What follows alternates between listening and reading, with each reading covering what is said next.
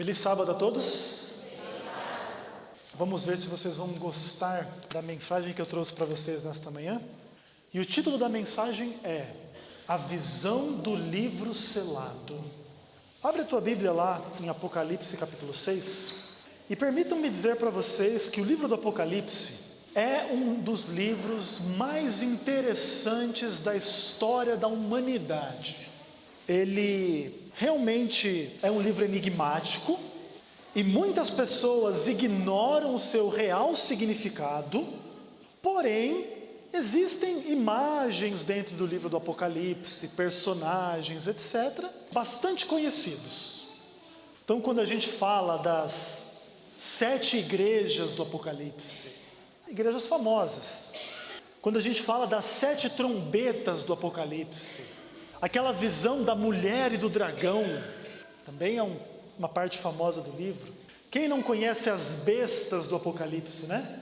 A marca da besta, o número do seu nome, o 666. Quem nunca ouviu falar da grande Babilônia? Assim também a Nova Jerusalém, o rio da água da vida, a árvore da vida.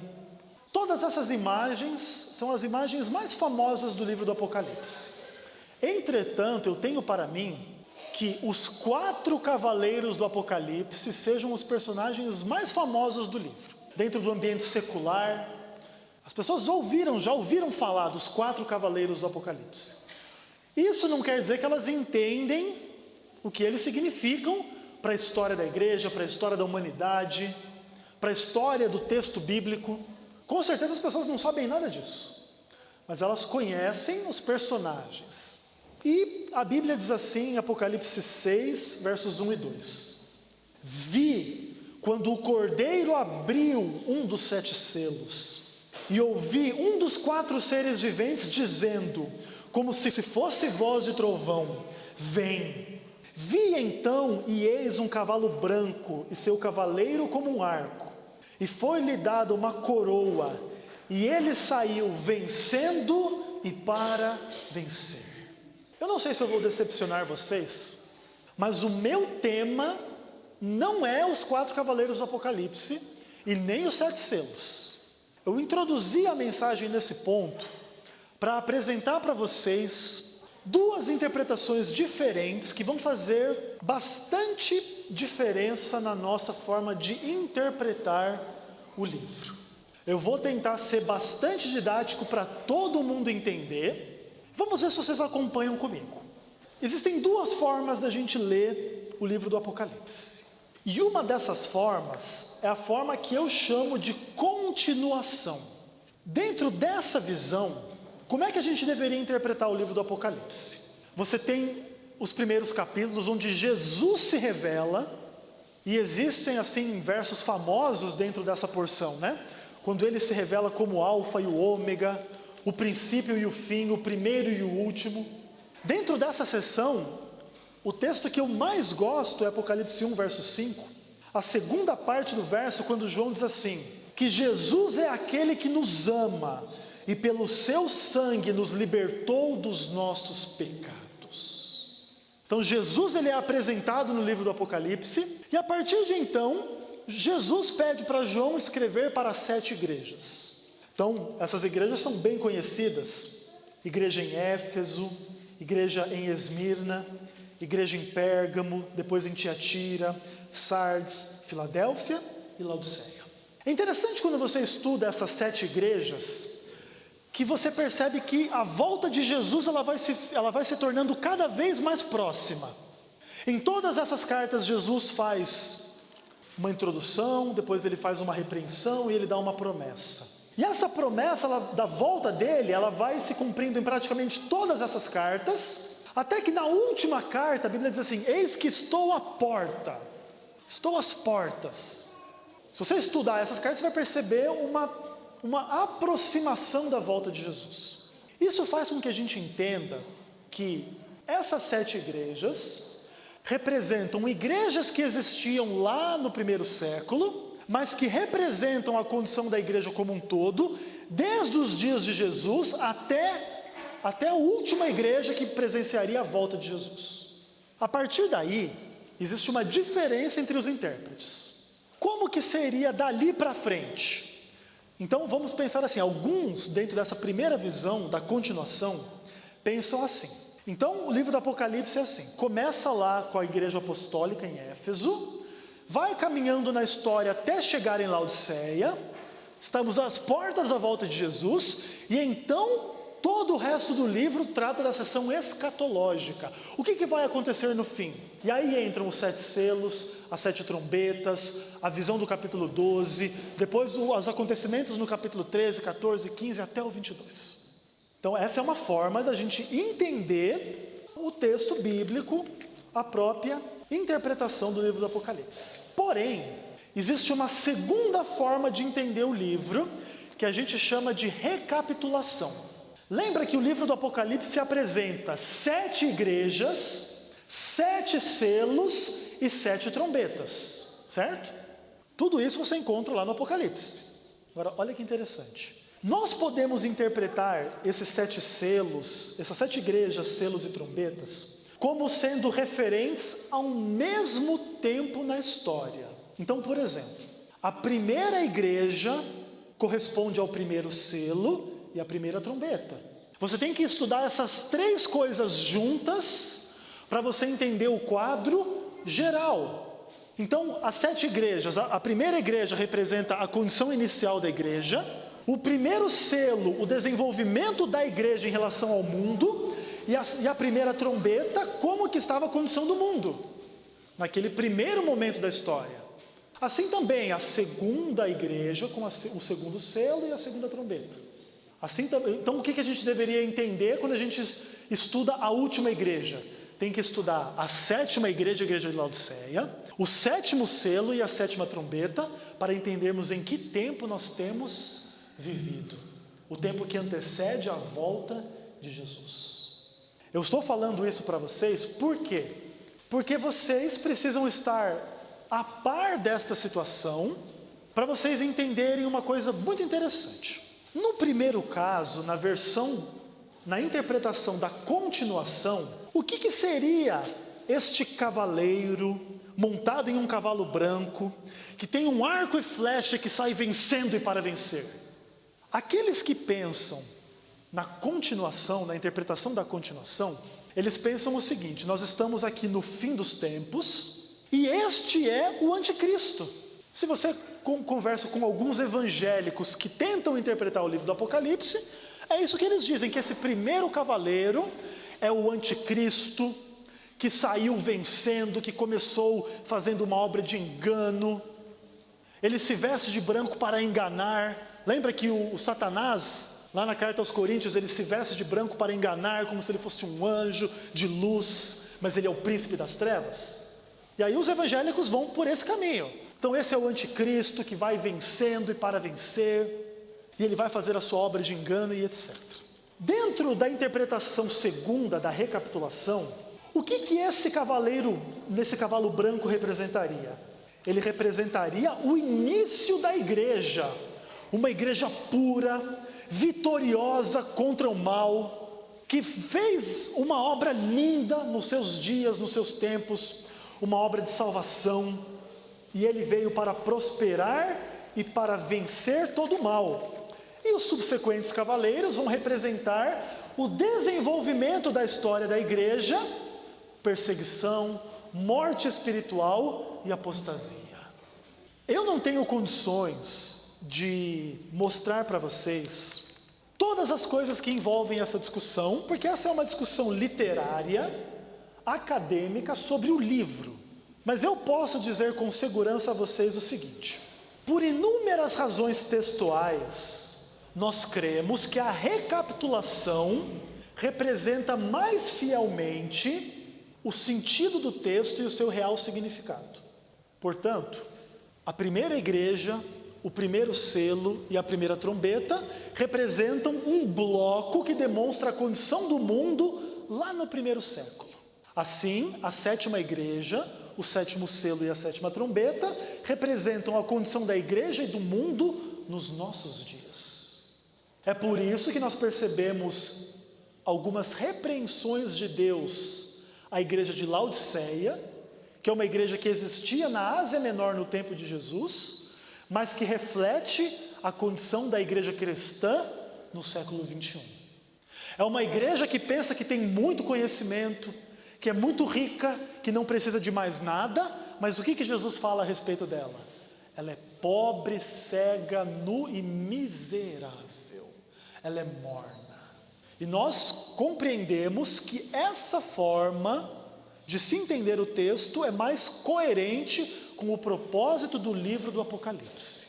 Entretanto, eu não quero me deter nessas questões. Eu fiz essa introdução para vocês entenderem o pano de fundo da visão dos 7 selos. E esse pano de fundo que nós vamos estudar hoje é o capítulo 5 do livro do Apocalipse. Então vai aí um pouquinho para trás e vamos estudar esse capítulo inteiro e vamos começar com os versos 1 até o verso 4. Então olha só o que diz a palavra do Senhor. Vi na mão direita daquele que estava sentado no trono um livro escrito por dentro e por fora, de todo selado com 7 selos. Vi também um anjo forte que proclamava em grande voz: quem é digno de abrir o livro e de lhe desatar os selos? Ora, nem no céu, nem sobre a terra, nem debaixo da terra, ninguém podia abrir o livro e nem mesmo olhar para ele. E eu chorava muito, porque ninguém foi achado digno de abrir o livro e nem sequer, nem mesmo de olhar para ele. Eu não sei muita coisa sobre vocês pessoalmente, mas eu imagino algo e vocês me corrijam se eu estiver errado. Vocês não ouvem muito pregação sobre esse texto aqui. Essa primeira parte do livro do Apocalipse, ela é, em geral, colocada em segundo plano pelos pregadores. Eles estão mais preocupados nas bestas do Apocalipse, que você não adore a besta, que você não receba a sua marca, que você não receba o número do seu nome. Eles estão mais preocupados com desmascarar a grande Babilônia, ou com colocar diante de vocês a nova Jerusalém. E em geral, essa parte do livro ela se torna esquecida e em segundo plano, mas ela contém algumas informações e algumas imagens profundamente interessantes e importantes que a gente entenda. Então vamos analisar a visão que João está tendo aqui. Primeira coisa que João vê na mão direita daquele que está sentado no trono é um livro. Esse livro ele está escrito por dentro e por fora e ele está fechado, selado. Interessante que essa questão do livro é uma questão bacana na Bíblia. Você vê essa questão do livro lá em Daniel, você vê agora um livro sendo mencionado aqui no Apocalipse, e esses livros que a Bíblia evoca, eles trazem algumas imagens como o livro do registro. Lembra do livro de Malaquias, quando a Bíblia diz que um memorial foi escrito diante do Senhor para fazer lembrada todas as coisas, sejam elas boas ou más? Lembra do livro de Eclesiastes que Deus vai trazer a juízo toda a obra, inclusive as que estão escondidas, sejam boas ou más? Tudo isso faz parte dessa questão do registro, daquilo que está colocado nos livros. Lembram quando instala-se lá o juízo em Daniel 7? E abriram-se os livros e foram julgados os mortos. Lembra também que o próprio livro do Apocalipse fala do livro da vida do Cordeiro. E todo aquele que está escrito neste livro entrará em Jerusalém celestial pelas portas. Entretanto, esse livro aqui do capítulo 5, ele é um livro enigmático. A gente não sabe se ele é o livro da vida, se ele é o livro das memórias, ele é o livro da história humana, se ele é o livro da redenção que Jesus realizou na história humana. A gente não sabe. A gente sabe o seguinte, que João nos dá algumas informações paradoxais a respeito dele. Primeiro ele diz assim: vi na mão direita daquele que estava sentado no trono um livro. E depois o anjo começa a proclamar: quem é digno de tirar os selos deste livro? E aí se responde que ninguém pode desatar esses selos e ninguém pode sequer olhar para ele. Peraí, mas João não olhou? Mas ninguém pode olhar? Com certeza aqui, aquele que está sentado no trono é Deus. Ele é o Senhor do universo, Ele é o Criador. Esse é o próprio Deus que é apresentado logo no capítulo 4, um pouco antes. Dá uma olhadinha no verso 11 do capítulo 4. A Bíblia diz assim: Tu és digno, Senhor e Deus nosso, de receber glória e honra e poder, porque todas as coisas Tu criaste, sim, por causa da Tua vontade vieram a existir. Esse é o Deus que está sentado no trono. Ele é o Criador do universo, da humanidade, de tudo que existe, digno de receber honra, glória, louvor e tudo mais. E esse Deus está sentado com esse livro na mão. João vê e agora começa a ouvir o anjo. João viu o suficiente para saber que era um livro escrito por dentro e por fora e selado, e entender que esse livro era importante. João não sabe porque ele é importante, mas ele sabe que é. E agora o anjo começa a dizer que ninguém pode tirar esses selos, e João começa a ficar desconsolado. E ele é um homem pecador. Ele está olhando para essa cena, e ele sabe que ele não era digno de abrir esse livro. E abrir esse livro é algo que não está na capacidade humana de fazer. Não importa o que ele seja, o que importa é que o homem não pode fazer. Agora, não é só o homem que é incapaz de fazer. Lembra que ele diz? Nem no céu, nem na terra, nem debaixo da terra, em lugar nenhum, ninguém era digno de abrir este livro. E agora, quando ninguém foi achado digno de abrir esse livro, é que João nos apresenta os versos 5 a 10 do capítulo 5. E ele diz assim: Todavia, um dos anciãos me disse: Não chore, eis que o leão da tribo de Judá, a raiz de Davi, venceu, para abrir o livro e os seus 7 selos. Então vi no meio do trono e dos 4 seres viventes, e entre os anciãos, de pé, um cordeiro, como tendo sido morto. Ele tinha 7 chifres, bem como 7 olhos, que são os 7 Espíritos de Deus enviados por toda a terra. Veio, pois, e tomou o livro da mão direita daquele que estava sentado no trono. E quando ele tomou o livro, os 4 seres viventes e os 24 anciãos se prostraram diante do cordeiro, tendo cada um deles uma harpa e taças de ouro cheias de incenso, que são as orações dos santos. E entoavam um novo cântico, dizendo: Digno és de tomar o livro e de abrir os selos, porque foste morto, e com o seu sangue compraste para Deus os que procedem de toda tribo, língua, povo e nação. E para Deus os constituíste reino e sacerdotes, e eles reinarão sobre a terra. Amados, esse não é um texto simples ou fácil. Esse é um texto com imagens que estão além da imaginação, além da compreensão. Eu não posso descrever isso aqui. Isso aqui é algo fantástico, maravilhoso, mas algumas coisas nós podemos saber. Quando João se vê desesperado com a importância de que esse livro seja aberto, que os seus selos sejam rompidos, então se apresenta um leão. Interessante que esse leão, um verso depois, é chamado de um cordeiro. E essas são imagens paradoxais. O leão é um bicho forte, o cordeiro é um bicho frágil. Agora, esses são símbolos muito apropriados para descrever Jesus Cristo, teu Senhor e Salvador. Jesus Cristo é o mais forte, é o todo-poderoso, é o rei legítimo.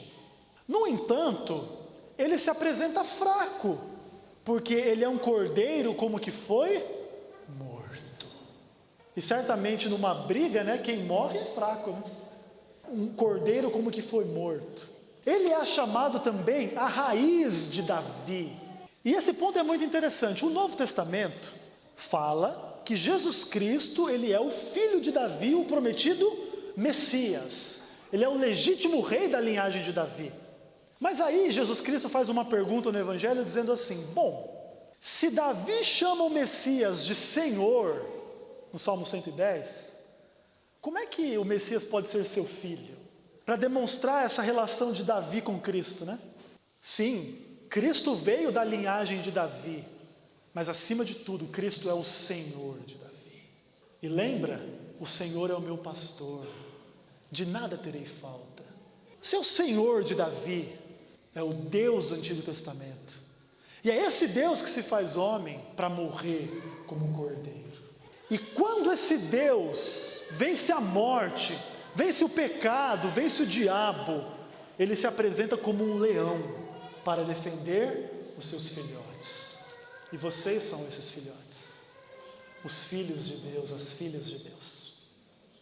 E o texto nos disse que o cordeiro venceu para abrir o livro e os seus selos. Jesus Cristo venceu o diabo, o pecado e a morte. E essa vitória lhe torna digno de abrir o livro e romper os selos. Cristo toma esse livro das mãos do Pai. E quando Jesus Cristo toma o livro das mãos do Pai, o universo celestial se prostra diante dele. E adora, e ora. Os 24 anciãos, os seres viventes, e eles oferecem duas coisas a Deus: louvor e oração. Como é que é a tua relação com a oração e com o louvor? A oração e o louvor são coisas que Deus merece, das quais Deus é digno. Você tem orado e louvado? Você tem se espelhado na realidade celestial, se prostrado diante de Deus, cantado para Ele, orado a Ele. E é interessante que aqui nós estamos falando do mundo celestial. Mas qual é o conteúdo desse louvor e dessa oração? Digno és de tomar o livro e de abrir os selos, porque foste morto e com o teu sangue compraste para Deus os que procedem de toda tribo, língua, povo e nação. E para o nosso Deus os constituíste reino e sacerdotes, e reinarão sobre a terra. Nós estamos aqui no mundo celestial, mas o cântico fala do mundo dos homens, o mundo onde alguém derrama sangue. E todo mundo celestial olha para Cristo, se prostra diante dele, ora a Ele, louva a Ele e diz: tu és digno, porque com teu sangue você comprou. Esse texto fala de um novo cântico, fala da dignidade de Cristo, da sua morte, do derramamento do seu sangue, no qual Ele realiza a redenção.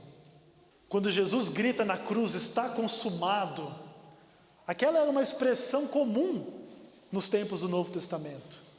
Quando alguém saldava uma dívida, estava escrito no documento da dívida: está consumado. A mesma frase que Jesus fala na cruz: toda aquela dívida está paga. Jesus compra. E o que é que Ele compra? Não é carro, não é casa, não é roupa.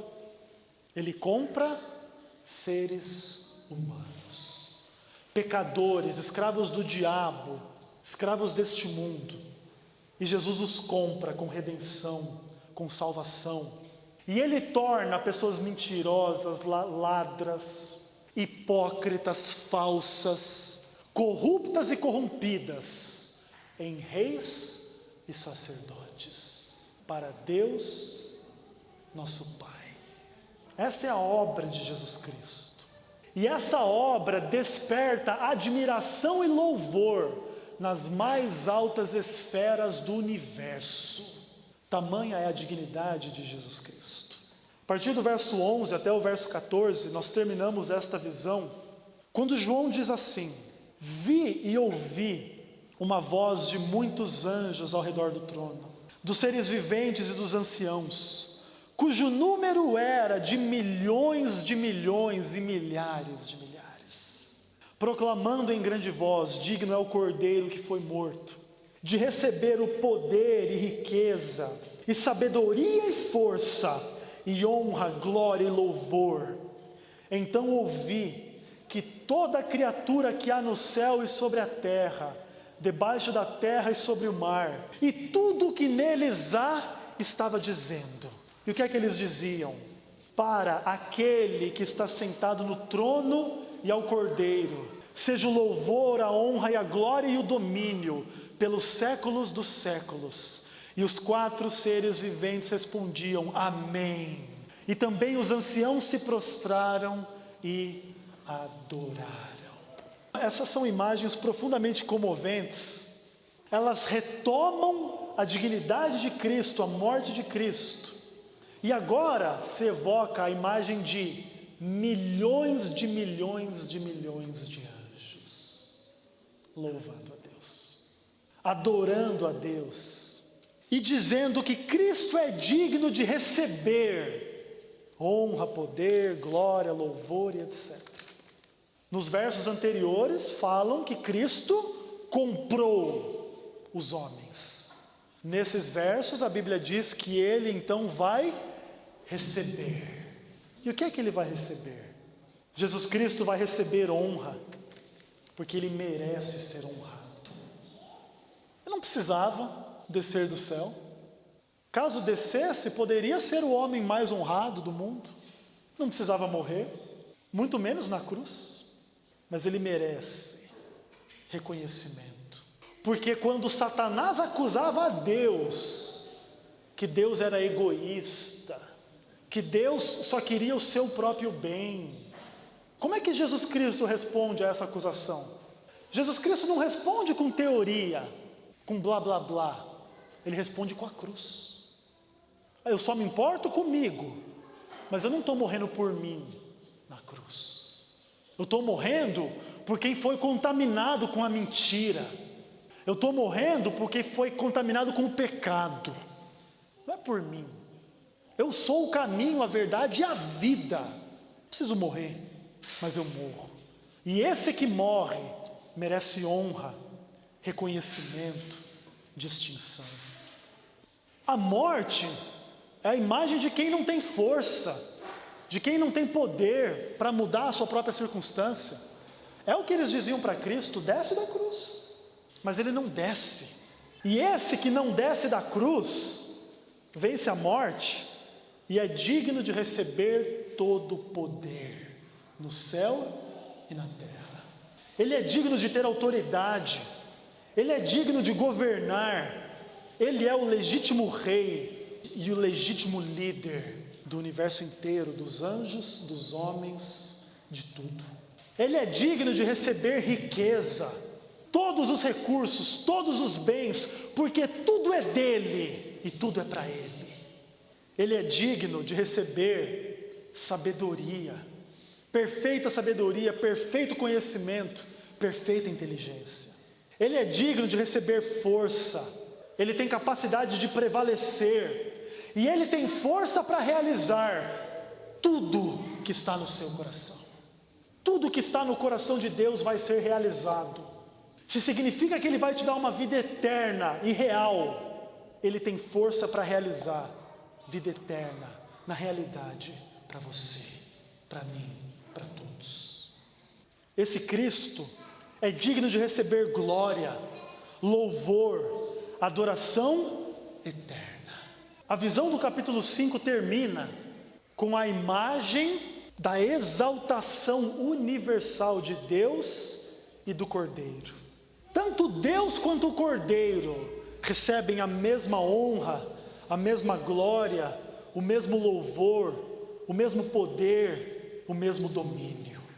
Isso mostra a identidade absoluta entre Cristo e Deus. Não foi Ele que disse: eu e o Pai somos um?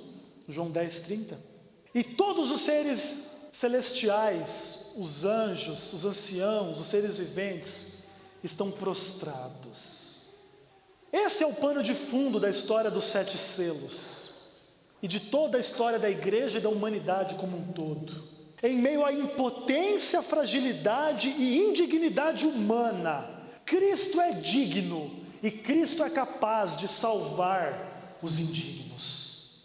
E Cristo reina de forma absoluta e que Ele reine eternamente.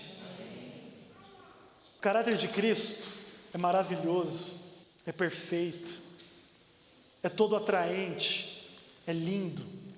E quando a gente conhece a Bíblia, nós somos conduzidos a crer e adorar um Deus tão lindo, tão maravilhoso, que é digno de abrir um livro que ninguém pode nem olhar para ele, que é digno de realizar uma salvação que pode alcançar quem não merece ser salvo. E Deus pede que a gente olhe para o exemplo de Cristo e siga esse exemplo. Olhe para o que Ele fez, para quem Ele é, e tenha na gente a mesma disposição, não de se exaltar, mas de se humilhar, não de querer que a vida gire em torno da gente, mas que a vida gire em torno dos outros, de Deus acima de tudo. Esse é o exemplo de Cristo. É esse exemplo que evoca a admiração do universo inteiro.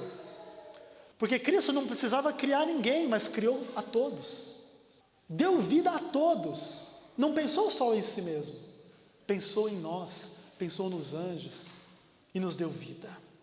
E para terminar, abre a sua Bíblia lá em Filipenses capítulo 2, versos 5 a 11. Para que fique claro o que Deus espera da gente dentro do contexto de Apocalipse 5.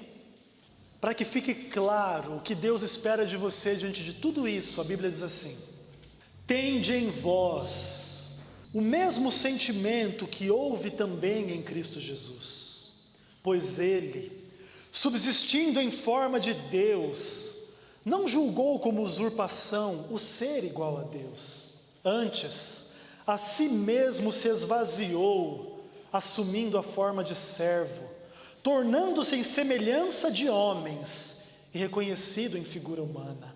A si mesmo se humilhou, tornando-se obediente até a morte e morte de cruz. Pelo que também Deus o exaltou sobremaneira e lhe deu o nome que está acima de todo nome, para que ao nome de Jesus se dobre todo joelho, nos céus, na terra e debaixo da terra. E que toda língua confesse que Jesus Cristo é Senhor, para a glória de Deus Pai. Esse Jesus que é exaltado no mundo celestial, em Apocalipse 5, é o Cristo que desceu do céu. Ele era igual a Deus, e não tinha nada de errado com isso. João 1, verso 1, no princípio era o verbo estava com Deus, e o verbo era Deus. Nada de errado, é a natureza dele, é a identidade dele. Ele é o nosso grande Deus e Salvador. E ele esvazia-se de si mesmo. Deus é maior do que o universo, mas ele vem ser um ser humano menor que a terra. Deus é mais exaltado do que todos os anjos, mas ele vem para ser humilhado na cruz do Calvário. Deus é o autor da vida, mas ele vem morrer. E quando ele faz isso, ele redime quem não merece redenção. Ele perdoa quem não merece perdão. E esses são eu e vocês. É por isso que você pode pregar para a tua família que Deus pode e perdoa os pecados deles. Mas eles são feiticeiros, macumbeiros, católicos ou ateus. Prega para eles que Deus os ama e os perdoa em Jesus Cristo, porque isso é verdade. Mas eles bebem, fumam, comem carne de porco e não guardam o sábado. Prega para eles que Deus os ama e os salva em Jesus Cristo. É isso, simples assim. E Deus deu a Cristo o nome acima de todo nome. E diante do nome dele se dobrará todo o joelho, em Apocalipse 5, em Filipenses 2, no céu e na terra. E os teus joelhos vão se dobrar? Quando a gente dobra os nossos joelhos, a gente dobra os nossos caminhos. Ninguém consegue andar muito rápido de joelho, né? Entregar o caminho, entregar as vontades, entregar os sonhos, entregar tudo diante de Deus, para que Ele faça o que Ele sabe ser melhor na tua vida financeira, familiar, pessoal, espiritual. Deus se importa com todas as áreas da tua vida, e Ele está presente em todas as áreas da tua vida, para te fazer feliz, para te fazer fiel e para te dar a salvação eterna. Meu apelo e a minha oração é que você seja muito feliz por causa de Apocalipse 5. Porque essas palavras são espírito e vida e representam uma realidade que está acima de nós, mas que nos inclui. Porque quando o universo celestial louva a Cristo por Ele ter derramado sangue, é por nós que Ele derramou o seu sangue. E que o nome dEle seja louvado para todos sempre. Amém. Eu quero convidar vocês a louvar o nome de Deus. Da mesma forma como os anjos, os seres viventes, os 24 anciãos, louva o nome de Deus. Ele é digno de que você faça isso. E nós vamos cantar em pé, em adoração a Deus, um hino que chama Louvamos-te, ó Deus, pelo dom de Jesus, que por nós pecadores foi morto na cruz. Aleluia, toda glória te rendemos sem fim, tua graça imploramos. Amém. Vamos louvar a Deus. Número 13 do Inário Adventista, louvamos-te, ó Deus.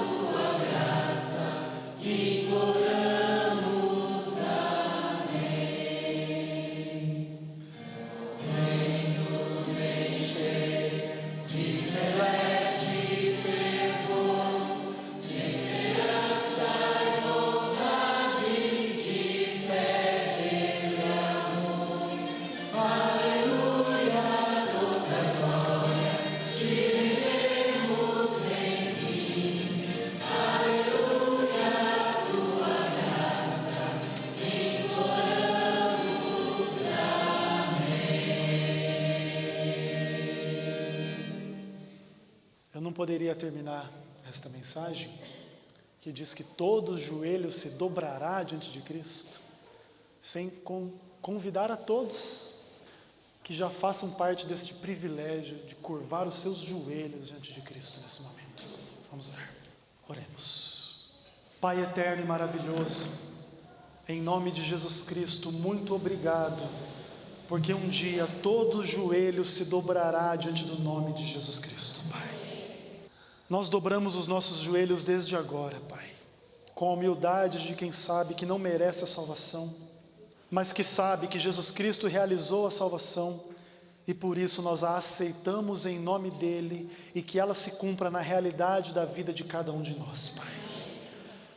Que o Senhor nos conceda a vida eterna e antes do dia da volta de Jesus ou da nossa morte, que o Senhor nos conceda a experiência de te amarmos e de amarmos uns aos outros, Pai.